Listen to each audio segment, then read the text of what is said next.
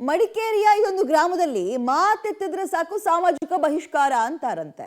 ಕೆಲವು ವ್ಯಕ್ತಿಗಳು ಮಾಡ್ತಾ ಇರೋ ಈ ಕಾನೂನು ಬಾಹಿರ ಬಹಿಷ್ಕಾರಗಳಿಗೆ ಪಾಪ ಜನಸಾಮಾನ್ಯರು ನಲುಗಿ ಹೋಗುವಂತಾಗಿದೆ.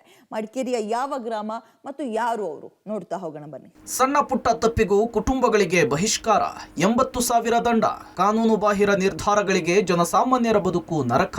ನ್ಯಾಯಕ್ಕಾಗಿ ಪೊಲೀಸ್ ಮೊರೆ ಹೋದ 3 ಕುಟುಂಬಗಳು. ಕೊಡಗು ಜಿಲ್ಲೆಯ ಸೋಮವಾರಪೇಟೆ ತಾಲೂಕಿನ ಹರಗ ಗ್ರಾಮದಲ್ಲಿ ಯಾರೇ ಸಣ್ಣ ಪುಟ್ಟ ತಪ್ಪು ಮಾಡಿದ್ರು ಸಾವಿರಾರು ರೂಪಾಯಿ ದಂಡ ಹಾಕ್ತಾರೆ. ದಂಡ ಕಟ್ಟದೆ ಹೋದ್ರೆ ಗ್ರಾಮದಿಂದ ಬಹಿಷ್ಕಾರ ಹಾಕಲಾಗುತ್ತೆ. ಬಹಿಷ್ಕಾರ ಹಾಕಿದ ಕುಟುಂಬದವರು ಊರಿನ ಯಾವ ಮನೆಗಳಿಗೂ ಹೋಗಿ ಬರುವಂತಿಲ್ಲ ಎನ್ನುವ ಕಟ್ಟುನಿಟ್ಟಿನ ಕ್ರಮವನ್ನ ಅನುಸರಿಸುವಂತೆ ಖಡಕ್ ಆದೇಶವನ್ನು ಹೊರಡಿಸುತ್ತಾರೆ. ವಿವಿಧ ಕಾರಣಗಳಿಗೆ 3 ಕುಟುಂಬಗಳಿಗೆ ಕಳೆದ ಹಲವಾರು ವರ್ಷಗಳಿಂದ ಸಾಮಾಜಿಕ ಬಹಿಷ್ಕಾರ ಹಾಕಲಾಗಿದೆ. ಈ ಗ್ರಾಮದ ರುದ್ರಪ್ಪ, ಸಾವಿತ್ರಿ ಹಾಗೂ ಗಿರೀಶ್ ಎಂಬುವರು 3 ಕುಟುಂಬಗಳಿಗೂ ಕೂಡ ಕಳೆದ ಹಲವು ವರ್ಷಗಳಿಂದ ಬಹಿಷ್ಕಾರ ಹಾಕಲಾಗಿದೆ. ರುದ್ರಪ್ಪ ಎಂಬುವರ ಮಗ ಕಳೆದ 20 ವರ್ಷಗಳ ಹಿಂದೆ ದೇವಸ್ಥಾನದ ಒಳಗೆ ಹೋಗಿದ್ರಂತೆ. ಇದನ್ನೇ ಗುರಿಯಾಗಿಸಿಕೊಂಡ ಗ್ರಾಮದ ಸಮಿತಿ 80,000 ದಂಡ ಹಾಕಿತ್ತಂತೆ. ಆದ್ರೆ ಅವರ ಮಗ ಇದನ್ನ ಮನೆಯವರಿಗೆ ಹೇಳದೇ ಇದ್ದಿದ್ರಿಂದ ಮತ್ತು ರುದ್ರಪ್ಪ ಅವರು ಇಲಾಖೆಯೊಂದರಲ್ಲಿ ಕರ್ತವ್ಯ ನಿರ್ವಹಿಸ್ತಾ ಬೇರೆ ಊರಿನಲ್ಲಿ ಇದ್ದಿದ್ರಿಂದ ಇದು ಅವರಿಗೆ ಗೊತ್ತೇ ಆಗ್ಲಿಲ್ಲ. ಆದ್ರೆ ನಿವೃತ್ತಿಯ ನಂತರ ಕಳೆದ 1 ವರ್ಷದ ಹಿಂದೆ ಗ್ರಾಮಕ್ಕೆ ಬಂದಾಗ ನಮಗೆ ಸಾಮಾಜಿಕ ಬಹಿಷ್ಕಾರ ಹಾಕಲಾಗಿದೆ ಅಂತ ತಿಳಿದು ಬಂದಿದೆ. ಸಂಬಂಧಿಕರೊಬ್ಬರು ಅವರ ಮನೆಯ ಮದುವೆ ಆಮಂತ್ರಣ ನೀಡಲಿಕ್ಕೆ ಬಂದಿದ್ರು. ಆಮಂತ್ರಣ ಪತ್ರವನ್ನ ನೀಡದೆ ನಿಮ್ಮನ್ನ ಬಹಿಷ್ಕಾರ ಹಾಕಿರೋದ್ರಿಂದ ಆಮಂತ್ರಣ ಪತ್ರವನ್ನ ಕೊಡೋದಿಲ್ಲ ಅಂತ ಹೇಳಿ ಹೋದ್ರು. ಇದೀಗ ಕಳೆದ 1 ತಿಂಗಳ ಹಿಂದೆ ಯಾರನ್ನೂ ಮಾತನಾಡಿಸದಂತೆ ಕಟ್ಟುನಿಟ್ಟಿನ ನಿಯಮವನ್ನ ಹೇರಿದ್ದಾರಂತೆ. ಊರಿಗೆ ಬರಬೇಕಾದ್ರೆ ಯಾರೋ ಒಂದು ಮದುವೆ ಇನ್ವಿಟೇಷನ್ ಕೊಡೋಕೆ ಬಂದರು. ನಿಮಗೆ ಕೊಡೋಕೆ ಬರೋದಿಲ್ಲ, ನೀವು ಬಹಿಷ್ಕಾರ ಹೊರಮುಡಿ ಮತ್ತು ನಿಮಗೆ ದಂಡ ಹಾಕಿದ್ದಾರೆ, ಹೀಗಿದೆ. ಅದರ ದಸೆಯಿಂದ ಬೇಜಾರು ಆಯಿತು, ಬೇಡ ಕೊಡೋದು ಬೇಡ, ಬಿಡಿ, ನನಗೂ 200 ರೂಪಾಯಿ ಉಳೀತು ಅಂತ ಹೀಗೆ ತಮಾಷೆಲಿ ಮಾತಾಡ್ಕೊಂಡು ಇದು ಮಾಡಿದ್ವಿ.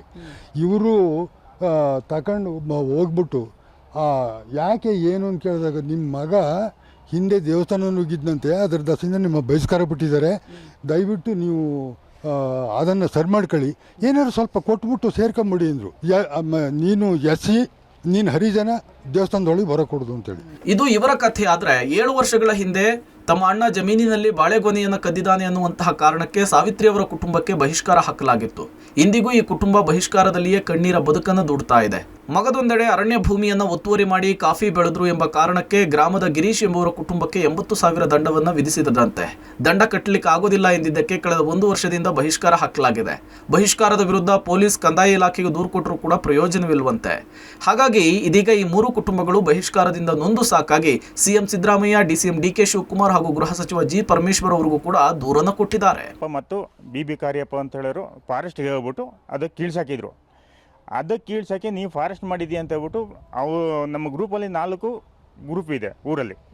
ನಮ್ಮ ಹೆಬ್ಳು ಗ್ರೂಪ್ ಅಂತ ಹೇಳೋದ್ರಲ್ಲಿ ನಮ್ಮ ಗ್ರೂಪಲ್ಲಿ ನನಗೆ 50,000 ರೂಪಾಯಿ ದಂಡ, ಊರಿನಲ್ಲಿ 25,000 ರೂಪಾಯಿ, 75,000 ರೂಪಾಯಿ ದಂಡ ಹಾಕ್ಬಿಟ್ಟು ನೀ ಕಟ್ಟು ಅಂತ ಹೇಳ್ಕೊಂಡು, ನಾನು ಗೌರ್ಮೆಂಟ್ ಜಾಗಕ್ಕೆ ನಾನು ಕಟ್ಟೋದಿಲ್ಲ ಅಂತ ಹೇಳ್ಕೊಂಡು ನಾನು ಬಂದಿದ್ದೀನಿ. ಅವರು ಧರ್ಮಪ್ಪನವರೇ ಫಾರೆಸ್ಟ್ ಗುಡ್ಡೆಗಳನ್ನು ಕಿತ್ತು 15ರಿಂದ 20 ಗುಡ್ಡೆ ಕಿತ್ತು ತೋಟ ಮಾಡ್ಕೊಂಡಿದ್ದಾರೆ. ವಿಪರ್ಯಾಸ ಏನ್ ಗೊತ್ತಾ, ಸಿಎಂ ಆಗ್ಲಿ, ಡಿಸಿಎಂ ಆಗ್ಲಿ, ಗೃಹ ಸಚಿವರಾಗ್ಲಿ ಯಾರು ಕೂಡ ಉತ್ತರವನ್ನ ಕೊಟ್ಟಿಲ್ಲ. ಹೀಗಾಗಿ ಈ ಕುಟುಂಬಗಳು ಒಂದೆಡೆ ಸಾಮಾಜಿಕ ಬಹಿಷ್ಕಾರಕ್ಕೆ ಒಳಗಾದ್ರೆ ಮತ್ತೊಂದ್ ಕಡೆ ಸರ್ಕಾರದಿಂದಲೂ ಉತ್ತರ ಸಿಗದೆ ಕಣ್ಣೀರಿಡುವಂತಹ ದುಸ್ಥಿತಿ ನಿರ್ಮಾಣವಾಗಿದೆ. Mallikarjun, public TV, Madikeri.